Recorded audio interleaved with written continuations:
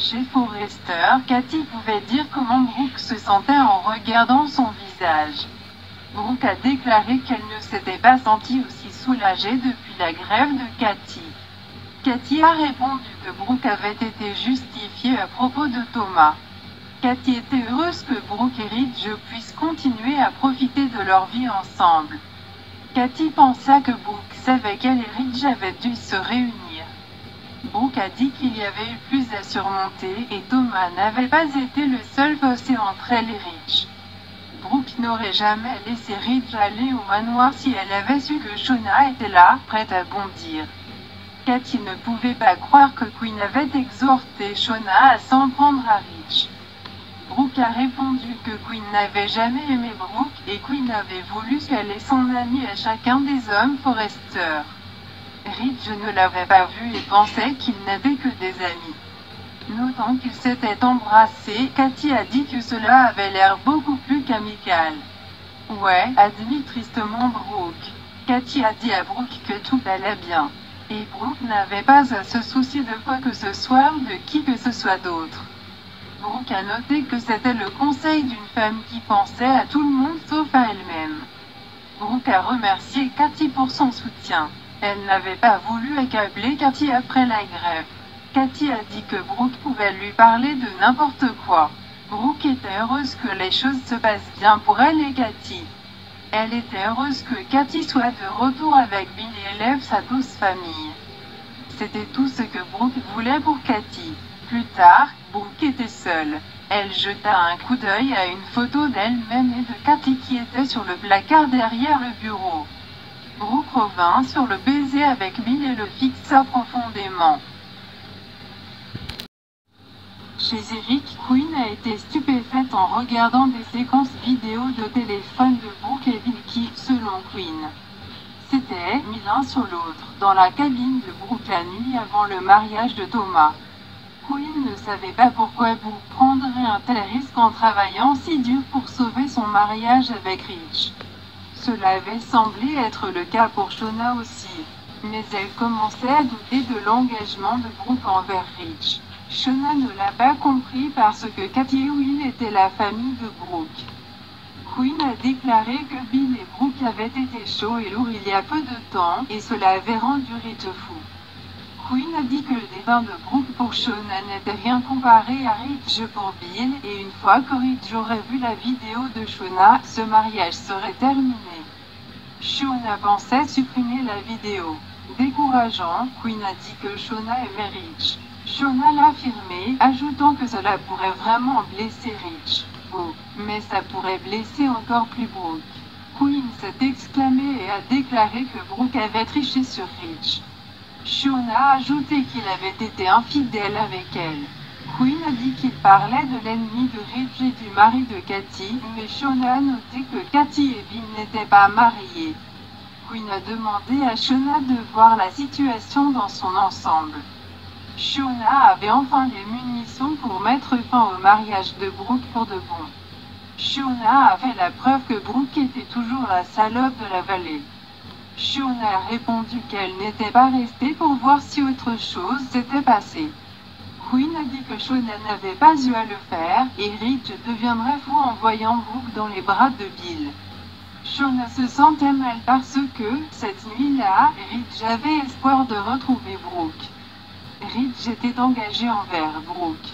Quinn a déclaré que cela pourrait changer si Shona le voulait. Shona a affirmé qu'elle était allée voir Brooke pour dire que Brooke n'avait pas à s'inquiéter pour Shona. Brooke devait juste se redresser la tête et récupérer son mari.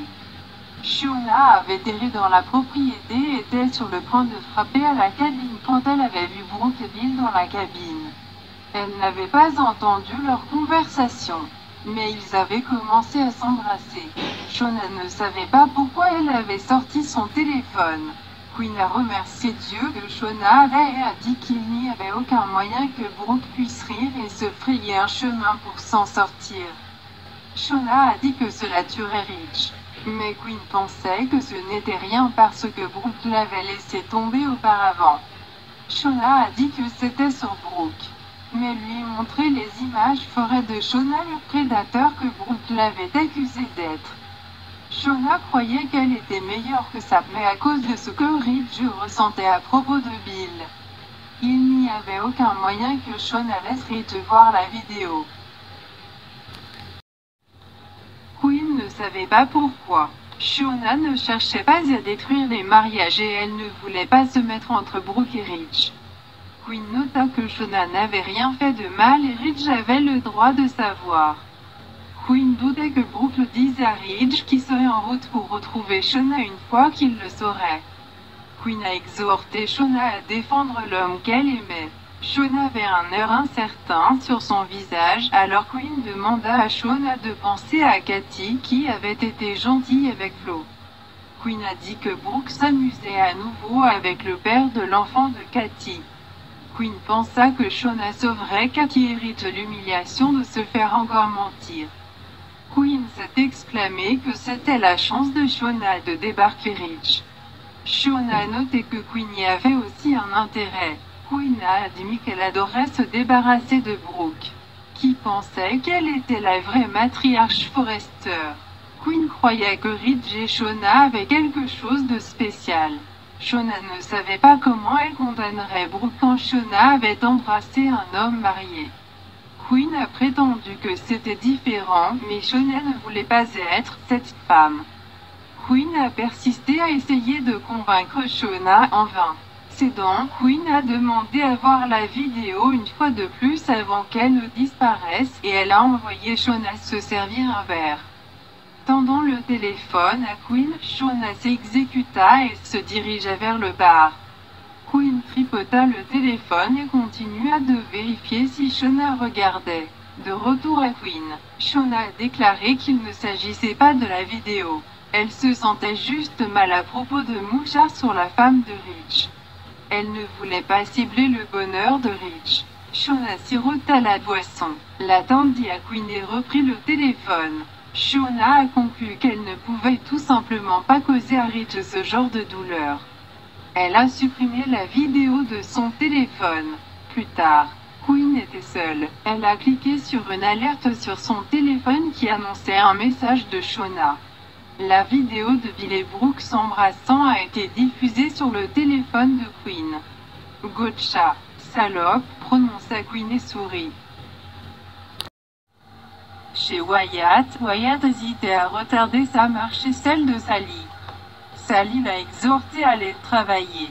Il avait semblé que la question dont il devait s'occuper était importante. Et elle ne voulait pas donner à Bill une raison de la détester à nouveau.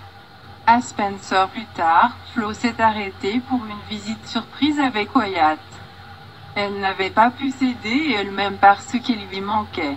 Il l'a embrassée et a dit qu'elle lui manquait aussi. Elle a demandé comment allait Sally. Wyatt a transmis que Sally ne s'était pas ouverte et qu'il n'avait pas voulu la pousser. Wyatt ne voulait pas que Sally craigne d'être honnête avec lui.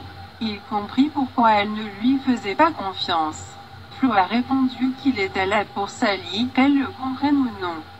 Il a estimé que cela pourrait être plus facile s'ils pouvaient tous les deux être honnêtes l'un envers l'autre. Au lieu de cela, ils se cachaient tous les deux le secret. Wyatt a raconté à Flo ce qui s'était passé quand Sally avait été trop fragile pour verser de jus ce matin-là.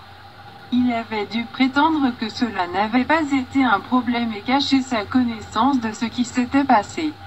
Il ne remettait pas en question sa décision d'être avec Sally. Mais c'était plus difficile qu'il ne l'aurait pensé. Flo pensait que ce que faisait Wyatt était magnifique. Wyatt a dit qu'elle et ses encouragements étaient magnifiques.